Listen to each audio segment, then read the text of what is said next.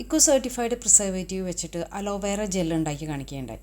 അപ്പോൾ ചോദ്യം, എന്താണ് ഈ എക്കോ സർട്ടിഫൈഡ് പ്രിസർവേറ്റീവ്?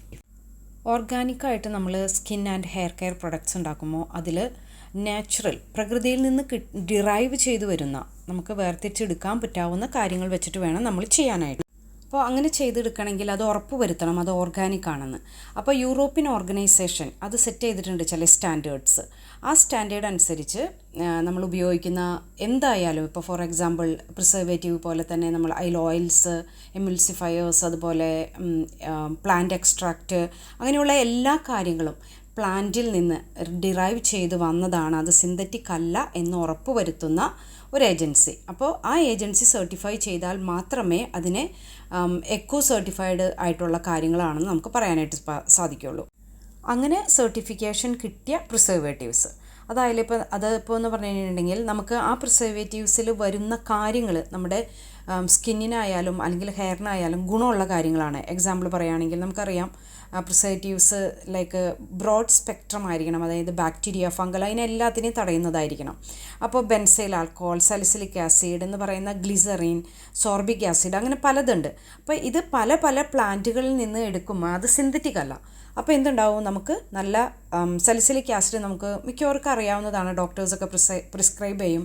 അതായത് ഫേസിൽ ഇപ്പോൾ ഈ മുഖക്കുരു അങ്ങനെയുള്ള കാര്യങ്ങളൊക്കെ ഉണ്ടെങ്കിൽ അത് ആ ഇൻഫെക്ഷനൊന്നും വരാതിരിക്കാനൊക്കെ ആയിട്ടുള്ളതാണ്. അപ്പോൾ നമ്മുടെ സ്കിന്നിൽ അതുപോലെയുള്ള ഇൻഫെക്ഷനോ അല്ലെങ്കിൽ താരൻ, അങ്ങനത്തെ കാര്യങ്ങൾക്കൊക്കെ ഇത് ഉപകാരമാണ് ഈ പ്രിസർവേറ്റീവ് നമ്മൾ ആഡ് ചെയ്യുന്നത്.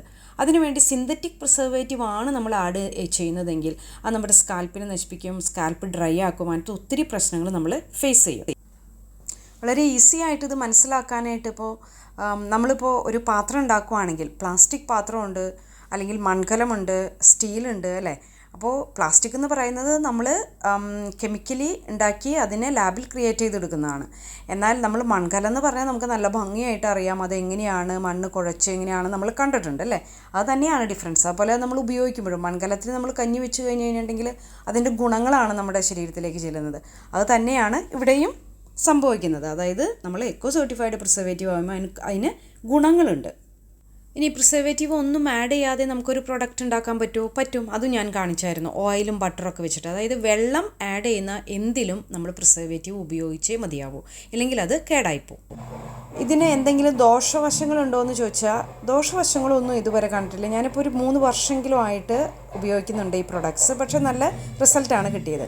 പക്ഷേ പ്രശ്നം എന്താണെന്ന് വെച്ചിട്ടുണ്ടെങ്കിൽ ഇത് മാർക്കറ്റിൽ അത്ര അവൈലബിൾ അല്ല. ഇപ്പോൾ തന്നെ എക്കോ സർട്ടിഫൈഡ് പ്രിസർവേറ്റീവ്സ് ഒരു 8-9 ഉള്ളൂ മാർക്കറ്റിൽ അപ്രൂവ് ചെയ്തിട്ടുള്ളത്. പക്ഷേ നമുക്ക് ഇന്ത്യയിൽ, ഇപ്പോൾ ഞാൻ UAE-ലാണുള്ളത്, ഇന്ത്യയിലും UAE-ലൊക്കെ 1-2 ആണ് അവൈലബിൾ ആയിട്ടുള്ളത്. വളരെ കോമൺ ആയിട്ടുള്ളത് പേര് എക്കോ പ്രിസർവേറ്റീവ് അല്ലെങ്കിൽ ജിയോഗാർഡ് ECT എന്ന് പറയുന്ന ആ ഒരു പ്രിസർവേറ്റീവാണ് ഇപ്പോൾ വളരെ കോമൺ ആയിട്ട് മാർക്കറ്റിലുള്ളത്. അതുപോലെ സിന്തറ്റിക് പ്രിസർവേറ്റീവിൻ്റെ പോലെ ഇത് അത്ര സ്ട്രോങ് അല്ല. നമ്മൾ വീട്ടിലൊക്കെ ഉണ്ടാക്കുമ്പോൾ നമുക്ക് മാക്സിമം അത് 1 ഇയറൊക്കെ നമ്മൾ അതിൻ്റെ ഒരു പീരീഡ് പറയുള്ളൂ, എക്സ്പയറി. അതിൽ കൂടുതൽ നമുക്ക് സെറ്റ് ചെയ്യാനായിട്ട് പറ്റില്ല. കാരണം നമ്മൾ അത്ര സ്ട്രോങ് അല്ലാത്തത് കൊണ്ട് നമ്മുടെ കയ്യിലൊക്കെ ചില ബാക്ടീരിയ അങ്ങനെ എന്തെങ്കിലുമൊക്കെ ഉണ്ടെന്ന് വെച്ച് കഴിഞ്ഞിട്ടുണ്ടെങ്കിൽ അത് പെട്ടെന്ന് പ്രൊഡക്റ്റ് കേടാവാനായിട്ട് ഇടവരുത്തും. പ്രിസർവേറ്റീവിനെ പറ്റിയും അതുപോലെ മറ്റു പല ഇൻഗ്രീഡിയൻസ്, നമ്മുടെ സ്കിൻ ആൻഡ് ഹെയർ കെയറിൽ ഉപയോഗിക്കുന്ന മറ്റു പല നാച്ചുറൽ ഇൻഗ്രീഡിയൻസിനെ പറ്റിയൊക്കെ ഇനി വരും വീഡിയോകൾ കൂടുതൽ പറയുന്നതായിരിക്കും. കൂടുതൽ ഫോമുലേഷൻസ്, എങ്ങനെ നമുക്കിത് വെച്ച് ഫോമുലേറ്റ് ചെയ്യാം, നമുക്ക് തന്നെ വീട്ടിൽ ഉപയോഗിക്കാനായിട്ട് എന്നുള്ളതൊക്കെ പറയുന്നതായിരിക്കും. ഇഷ്ടപ്പെടുന്നതെങ്കിൽ ചാനൽ സബ്സ്ക്രൈബ് ചെയ്യുക. ബൈ.